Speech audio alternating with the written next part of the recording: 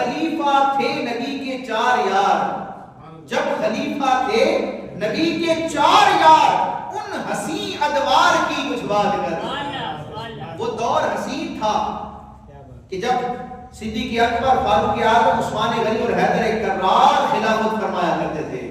نبی کریم علیہ السلام نے اس کو بہترین زمانہ قرار دیا۔ آپ نے فرمایا کہ سب سے بہتر زمانہ میرا ہے، پھر جو اس زمانے سے ملا ہوا ہے، پھر وہ جو اس زمانے سے ملا ہوا ہے۔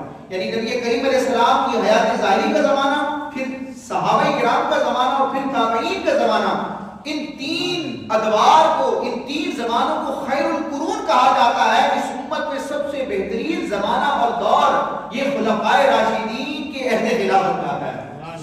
تو جب خلیفہ تھے نبی کے 4 یار، درجہ بدرجہ اپنے اپنے مرتبے پر آ کر، جب خلیفہ تھے نبی کے 4 یار، ان حسین ادوار کی کچھ بات کر